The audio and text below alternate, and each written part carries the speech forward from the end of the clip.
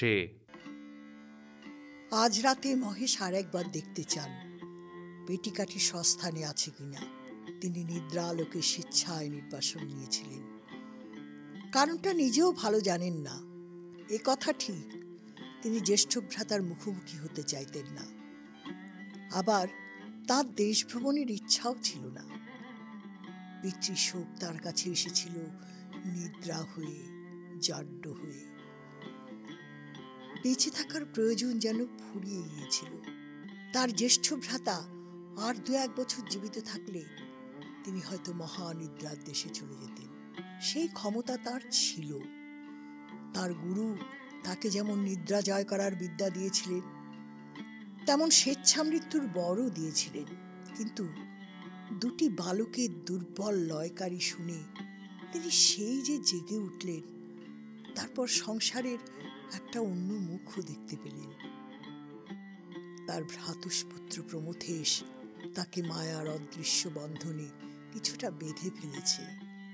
সে তার বাপের মতো নয়। তার একটা নির্মোহ দৃষ্টি আছে, শুভ চিন্তা আছে। সে কিছুটা রাজা অবনীশচন্দ্রের মতো। কোথা থেকে যেন ধরে নিয়ে এসেছে কয়েকজন বিচিত্র মানুষকে। তার কাণ্ড কারখানা দেখে খুড়োমশাই বুঝেছেন সংসার তো ততটা খারাপ নয়। আসলে অতিরিক্ত সংসার বিরাগও একটা মোহ। সেই মোহর থেকে তিনি মুক্তি পেয়েছেন। সেই সাথে তার মনের জাড্য অনেকটা কেটে গেছে। প্রমথেশের হাতে হরিশের পেটিকা তুলে দেওয়ার পর তিনি আবার বেরিয়ে পড়বেন। সংসার তাকে যা দেওয়ার জন্য অপেক্ষা করছিল তা তার প্রায় পাওয়া হয়ে গেছে। মন্দ নয়, মোটেই মন্দ নয়। এটুকু না গ্রহণ করে পালাবার উপায় ছিল না। কেউ জানে না দাদার মৃত্যুর পর খুড়ো পুরাতন প্রাসাদে কয়েকবার এসেছেন। খুড়োর দাদা হরুচোকরাটাকে রেখেছিলেন শুধু খুড়োর ওপর নজর রাখার জন্য। বিধাতার কি পরিহাস! নজরদারি করতে করতে হরু খুড়োকে ভালোবেসে ফেলে। আরো বেশ কয়েক জোড়া চোখ খুড়োর আশেপাশে ঘুরঘুর করত। এমনকি বৌঠানও একরকম নজরদারি চালাতেন। খুড়ো সেসব টের পেতেন। তার তীক্ষ্ণ বুদ্ধির ধার সংসার অনেক আঘাতেও কমাতে পারেনি। কিন্তু বুদ্ধির লড়াইতে নামতে তার প্রবৃত্তি হতো না। ওই জাড্য। কার্তিক গণেশের বিভাস ধ্রুপদ শুনে যেদিন খুড়ো জেগে ওঠেন, সেই রাতেই তিনি পুরাতন প্রাসাদে প্রবেশ করেন। ততদিনে তার বৌঠানও কাশিতে চলে গেছেন। তিনি থাকলে খুড়োর মুশকিল ছিল। তখন শীতকাল বলে সাপখোপের ভয় তেমন ছিল না। কোচরে ভরে তিনি একটি প্রদীপ আর চকমকি নিয়ে এসেছিলেন। সেই রাতেই তিনি পেটিকাটি প্রথম দেখেন। দেখে তার মনে হয়েছিল এই দিব্য পেটিকা এ অবহেলায় রাখার বস্তু নয়। কিন্তু তাঁরও সাহস হয়নি। কোথায় তিনি নিয়ে রাখবেন একে? প্রমথেশকে তখন তিনি ভালো চিনতেন না। তার সাথে তো ভালো করে কথাই বলা হয়নি। তাই ভরসা করে তাকেও খুড়ো কিছু বলতে পারেননি। তার পিতৃদেব এই গুরুদায়িত্ব তাকেই দিলেন। তিনি যে কি করেন! খুড়ো চন্দ্রালোকেই স্বচ্ছন্দ, রাতে দিব্যি ঘোরেন। পুরাতন প্রাসাদে তিনি কয়েকটা জিনিস লুকিয়ে রেখে গেছেন। একটি প্রদীপ, কিছুটা রেড়ির তেল, কিছু প্যাকাটি, কিছু সলতে আর একটা শক্তপোক্ত ছুরি। বিদ্যাশঙ্করের গর্ভগৃহে একটি পাত্রে পূর্ণার জলও রাখা আছে। দীপ জ্বালিয়ে মন্দিরে প্রবেশ করে প্রথমেই খুড়ো সাষ্টাঙ্গ নমস্কার করলেন। তারপর দেবাদিদেবের শিলা শরীরে ঢাললেন পূর্ণার জল। একবার অনুচ্চ স্বরে শ্রীরুদ্রম পাঠ করলেন। তার মনটা সদ্য ফোটা ফুলের মতো তাজা হয়ে গেল। না, এবার তিনি একদিন বেরিয়ে পড়বে। প্রথমে যাবেন চিদম্বরম। পরিব্রাজকের মনের কালি ধুয়ে যায়। আর একবার দেবাদিদেবকে প্রণাম করে তিনি কুলুঙ্গির আলগা পাথরটা তুলে ফেললেন। যাক বাবা, নিশ্চিন্ত। মৃগচর্মের পোঁটলাটা দেখা যাচ্ছে। সেটা খোলার পর লোহিত বর্ণের চিরাংশুকের আবরণ। সেটি সরানোর পর দেখা দিল সেই অলৌকিক রত্নপেটিকা। তার শরীরে জড়িয়ে আছে একটি পঞ্চমুখী সর্প, আরো কত অজানা প্রাণীর চিত্র, অচেনা পুষ্প পত্র, কিসব যেন লেখা আছে কাঠের উপর খোদাই করে। এই লিপি কি মানুষের পাঠের জন্য? শ্রীরূপ গোস্বামী কি পড়তে পেরেছিলেন? পারতেও পারেন। তিনি ছিলেন সর্বজ্ঞ কল্প। পেটিকাটা খোলা যায় না, নাড়াচাড়া করলে কোনো আওয়াজও ভিতর থেকে শোনা যায় না। তিনি আজই এই পেটিকা নতুন প্রাসাদে নিয়ে যেতে চান। কাল প্রভাতে প্রমথেশের হাতে তুলে দেবেন। পেটিকাটি বগলে নিয়ে তিনি রওনাও হলেন, কিন্তু মন্দির দ্বার পার হতে পারলেন না। কিছুতেই তার পা সরল না। কত যুগ এই রত্নপেটিকা ওই কুলুঙ্গিতে আছে, সেও এক গুপ্ত গর্ভ। তাছাড়া তিনি জানেন এই পেটিকা একদিন লোভী মানুষের হাতে পড়বে। তিনি স্বপ্ন দেখেছেন এর গর্ভস্থ রত্নগুলি একটা একটা করে অদৃশ্য হয়ে যাচ্ছে।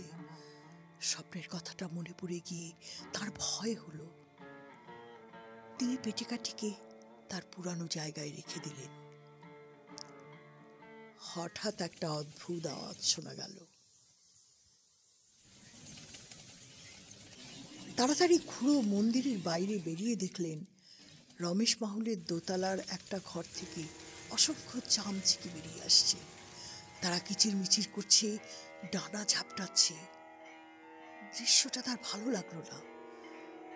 আর চারদিকে একটা বিশ্রী গন্ধ, অসহ্য গন্ধ। কুয়াশার চন্দ্রাতপ প্রাসাদটিকে ঘিরে রেখেছে, ফলে চন্দ্রালোক সেখানে ভালোভাবে প্রবেশ করতে পারছে না। জমাট বেঁধে আটকে আছে।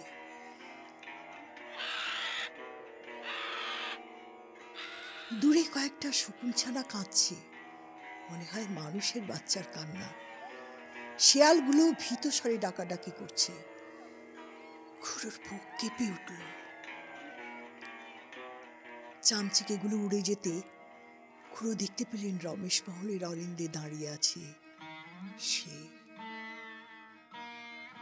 তার শরীর বর্ণহীন অবগুণ্ঠনে ঢাকা, শুধু তার অতি দীর্ঘ দক্ষিণ হস্তটি সামনের দিকে প্রসারিত। অস্থিমাত্র সার আঙুলগুলিতে আদ্যন্তহীনা যাচনার ভঙ্গি। সেনমশাইয়ের অনিদ্রা রোগ আছে, সবাই জানে। আজ রাতে তিনি অনেক চেষ্টা করেছিলেন একটু ঘুমানোর। দূর দূর 2 দণ্ডকালও শুতে পারেননি। রাত্রি দ্বীপ্রহরের কিছু আগে তার ঘুম ভেঙে যায়। তিনি আর কি করেন? তাঁর অত ঘোরাঘুরি করার অভ্যাস নেই। আবার কাছারি বাড়ির ছোট ঘরটিতে শুয়ে থাকতেও মন চাইছে না। তিনি বেরিয়ে পড়লেন। তাঁর শীতবোধ একটু বেশি। বনাতের জামার উপর তুষের চাদর জড়িয়ে নিয়েছেন। তবু একটু শীত শীত করছে, একটা হালকা আরামও লাগছে। তিনি একটু হেঁটে বিমুক্তেশ্বরের সামনে গিয়ে দাঁড়ালেন। আজ কে জানি মল্লিকা ফুলের দেব পূজা করেছে। শীতকালে মল্লিকা পেলই বা কোথায়? হয়তো আছে কোথাও 12 মেশে মল্লিকা। এই ফুলের গন্ধ তাকে তীব্রভাবে আকর্ষণ করে। না হলে তিনি এখানে আসতেন না। তার তেমন ভক্তি টক্তি নেই। একমাত্র কীর্তন রচনা করার সময় তার কৃষ্ণ প্রেম জাগে। শিব ঠাকুরকে তিনি তেমন পছন্দ করেন না। চাল নেই, চুলো নেই, ভূত প্রেত নিয়ে ঘুরে বেড়ান। আর পোতদের কালী মূর্তি দেখে তো তার ভিড়মি খাওয়ার উপক্রম হয়েছিল। বাপ রে, বোধদয়ারা ছাড়া আর কে তাকে মা ডাকবে? অবশ্য রামপ্রসাদ কমলাকান্তের শাক্তপদ তার মন্দ লাগে না, কিন্তু তাদের মা যেন ঘরের মেয়ে। ভয়ঙ্কর কালী মূর্তির সাথে তাকে মেলানো যায় না। আসলে সেনমশাইয়ের এক সময় জোড়াসাঁকোর ঠাকুরদের প্রভাবে একটু ব্রাহ্ম ভাব হয়েছিল। কয়েকদিন বসেছিলেন তাঁদের উপাসনা। একদিন কে যেন একটা ফিচের লোক দেবেন ঠাকুরকে উপাসনা করতে দেখে ফিসফিসিয়ে বলল, তা ব্রাহ্ম সমাজে একটু খ্রিস্টানি গন্ধ ছিল বটে। সেনমশাইয়ের বেশি দিন ভালো লাগলো না। তাদের সঙ্গীতও তার আলুনি লাগে।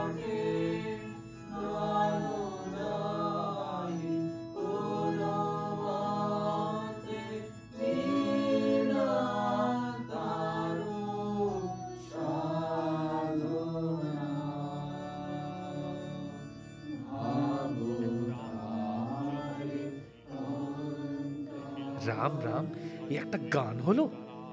অন্য কথা ছাড়ো না। সাধনার সাথে মিল দেওয়ার জন্য ছাড়ো না ছাড়া আর কিছু পাওয়া গেল না। প্রতি বুধবার সমাজে গিয়ে এই জিনিস শোনা তার পক্ষে সম্ভব ছিল না। কাজেই ব্রহ্মজ্ঞানী হওয়া তার আর হলো না।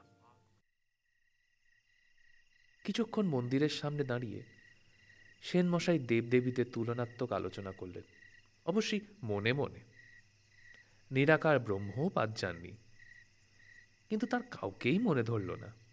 ওই কেষ্ট ঠাকুরকেই যা হোক একটু পছন্দ হয়। ভাগ্যে বাঁশিটি ছিল, গোপ গোপিনীরা তাকে ঘিরে থাকত। ঈশ্বর প্রণিধানে ইতি টেনে তিনি পূর্ণার দিকে গেলেন। নদীর আলোয় আকাশের ছবি দেখতে ভালো লাগছে। চাঁদটা কেমন কাঁপছে। তার চারপাশে সাদা মেঘগুলিও যেন ভেঙে ভেঙে যাচ্ছে। নদীর পাড় ধরে তিনি পূর্ব মুখে হাঁটা শুরু করলেন। সহসা কয়েকটি সুমধুর পদ তার মানসপটে ভেসে উঠল।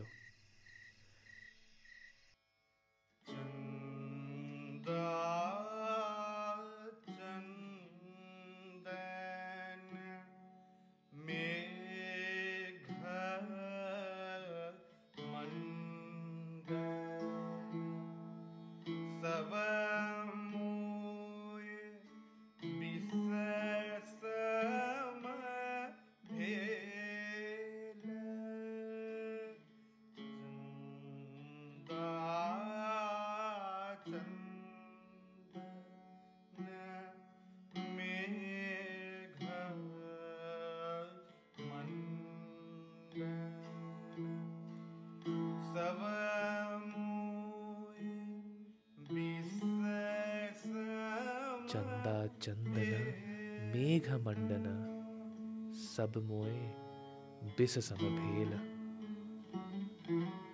স্বয়মাগতা কবিতা বড় কষ্ট দেয়। যদি সে ধরা নাই দিত তাহলে তো কোনো ক্ষতি ছিল না, কিন্তু এই যে না পাওয়ার মতো পাওয়া।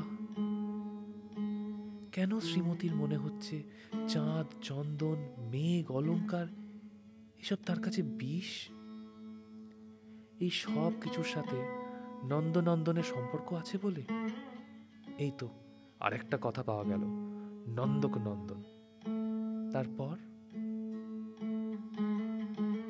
হঠাৎ চাঁদ, চন্দন, মেঘ, রাত্রি সবকিছু এলোমেলো করে দিয়ে পুরাতন প্রাসাদের দিক থেকে বেরিয়ে এলো শত শত চামচিকে। তাদের সাথে ভেসে এলো একটা বিশ্রী গন্ধ। তীব্র নয়, কিন্তু অসহ্য। দূরে কোথাও কয়েকটা শকুনের ছানা কেঁদে উঠল। পূর্ণার পাড়ের শিয়ালগুলিও যেন ভয় পেয়ে একসাথে আর্তনাদ করে উঠল। সেনমশাইয়ের প্রয়োজনের অতিরিক্ত সাহস নেই, কৌতূহলও নেই। প্রয়োজনে অবশ্য দুটোর কোনোটারই অভাব ঘটে না, কিন্তু তার চরণ দুটি তাকে আজ অপ্রয়োজনেই টেনে নিয়ে যাচ্ছে পুরাতন প্রাসাদের দিকে। তিনি তাদের সামলাতে পারছেন না। গন্ধটা তীব্রতর হচ্ছে।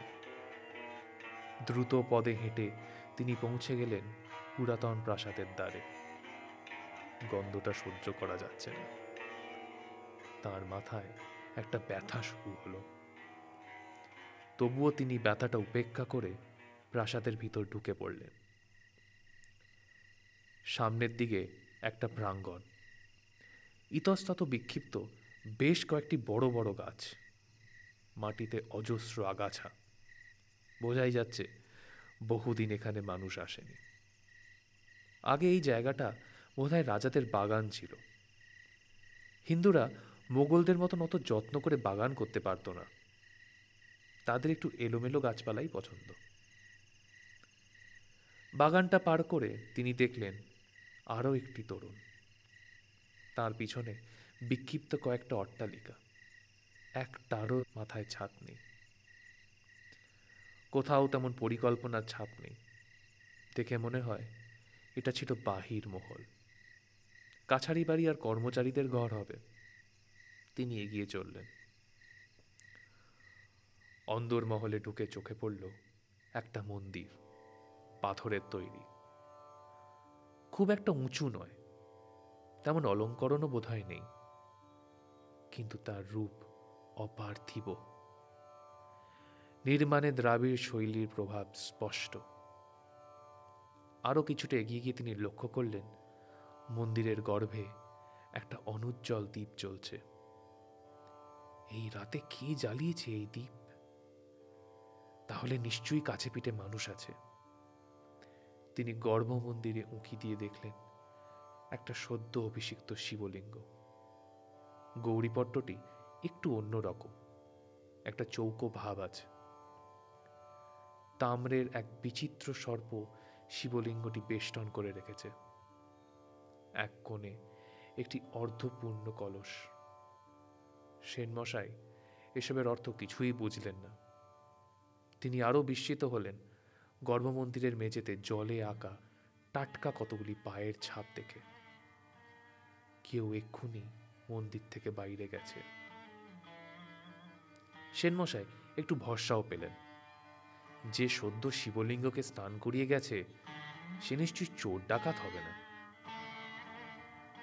সেনমশাই মন্দির থেকে বেরোনোর পর বদগন্ধটা আবার তাকে আক্রমণ করল। তার মনে হলো কেউ চাপা গলায় কথা বলছে। তিনি উত্তর দিকে কিছুটা এগিয়ে দেখলেন একজন দীর্ঘদেহী মানুষ দাঁড়িয়ে আছে। তার দৃষ্টি বোধহয় উপর দিকে। গন্ধটা হঠাৎ হালকা হয়ে এলো, আর সেনমশাইয়ের ক্ষণিকের জন্য মনে হলো যেন উপরের অলিন্দে একটা জমাট বাঁধা অন্ধকার হাওয়ায় মিলিয়ে গেল।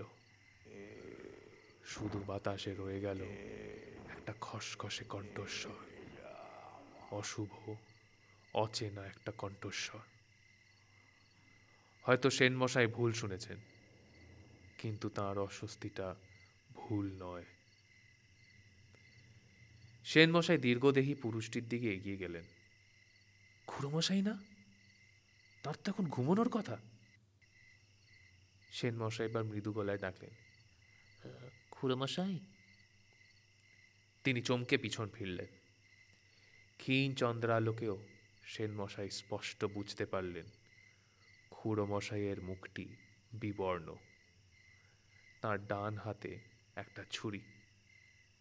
সেনমশাই 4 পা পিছিয়ে গেলেন। খুড়োমশাই নেশাগ্রস্তের মতো জিজ্ঞেস করলেন, কে কে কে? সেনমশাই জবাব দিলেন, খুড়োমশাই, আমি হরিপ্রসাদ।